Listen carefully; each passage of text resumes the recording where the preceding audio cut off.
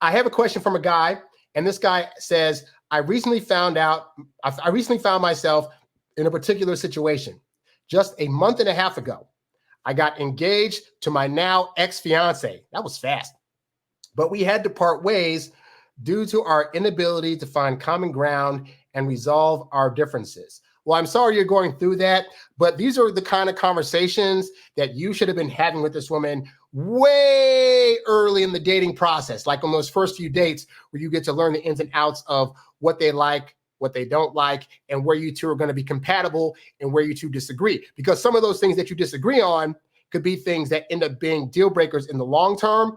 And I think for a lot of guys, they're just so happy to get on dates that they figure, well, whatever kind of thing I run up against, it's no big deal. I'll be able to either fix that for her so she, agrees with me, or I'll be able to eventually deal with it. And sometimes those deal breakers that you think you're going to get by are not going to be things you can get by. So you have to do your job early on and know that there are some things that are just not going to jive with you. And that means that you, unfortunately, are going to have to say, I can't continue to date this person, even if I find them extremely hot, even if we had a good makeout session, even if we got to hook up in her apartment or my apartment, it felt good. You can't let those things deter you away from your ultimate goal, which is finding somebody that connects with you in various ways that are going to be agreeable to you in your lifestyle. But anyway, so he went through that and he said, however, before my engagement, an old crush from years ago unexpectedly reached out to me, expressing her interest in being more than just friends.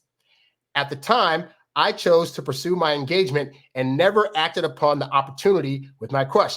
Good for you, guy. You were in a committed relationship and you stuck to it. That is admirable. So he got engaged. A month and a half later, the engagement was over with. He says, now that I am single again after a 6-year relationship with my ex-fiance, and my crush has also ended her 8-year relationship, I can't help but wonder when would be the appropriate time to explore the possibility of being with my longtime crush. So for starters, I'll say this.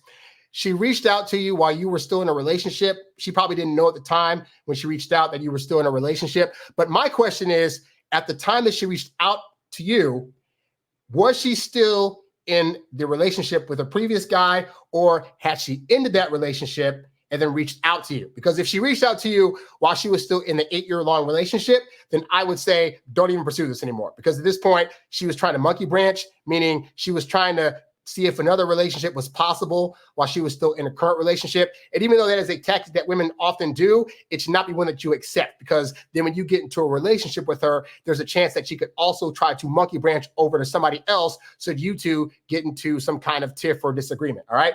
But I'm going to assume for the situation that she was with the guy for 8 years, and then at some point she reached out. I'd be curious to know what her timeline was. Like from the moment that she broke up or their relationship with her previous guy ended to when she broke up with you, what time frame was there in between that? That would be something that I would want to figure out just because I'm nosy and I'm curious to see what that looked like for her. Now, on your end of things, here's what I believe, Guy. I believe that we are made to believe that if we're with somebody else in a long-term relationship, that we should have months and or years of time that we have to spend trying to get over them at the point that the relationship is over.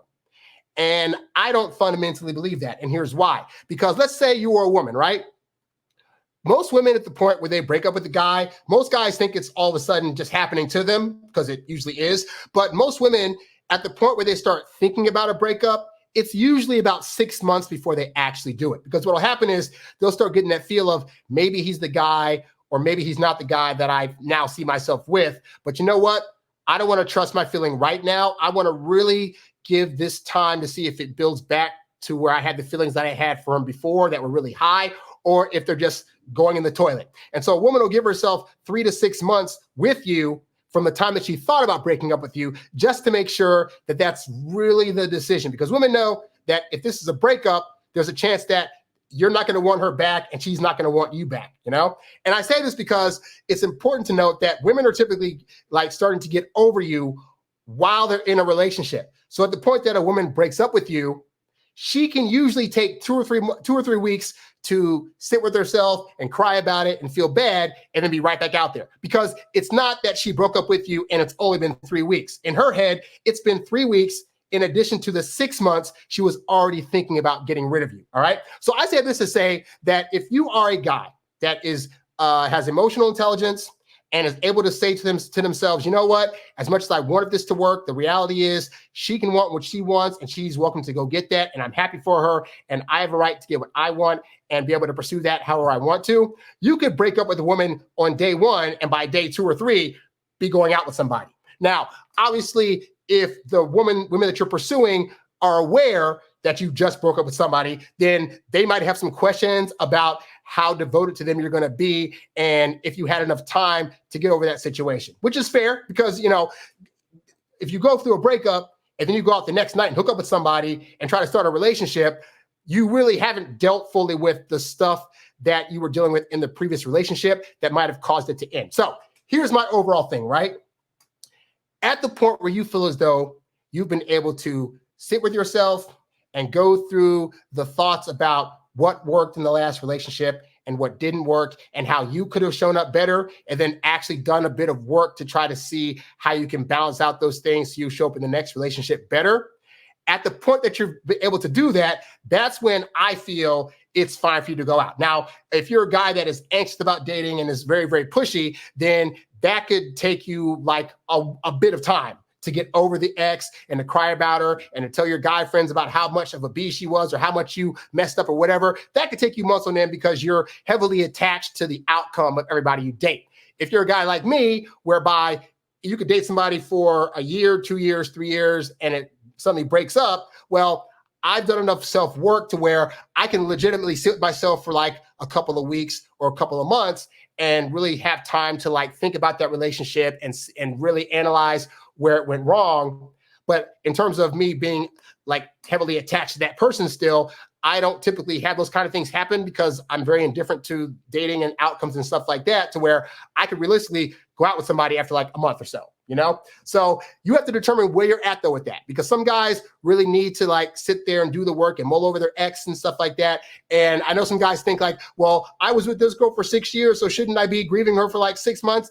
I don't believe that's a thing. I think that you grieve in the best grieving process for you and however long that takes, but you don't have to grieve a certain amount of time to make your ex feel good or to make the new person you're dating feel good. Like I know a lot of people think, but what if my ex finds out that I dated somebody 2 weeks after we broke up? Well, it doesn't matter if you dated a year after because she's no longer in the picture. Ideally, you don't have contact with her anymore. You're not trying to show off on social media that you got a whole bunch of new dates. And so you, just like if she broke up with you, she is no longer having to give a care about your thoughts and feelings.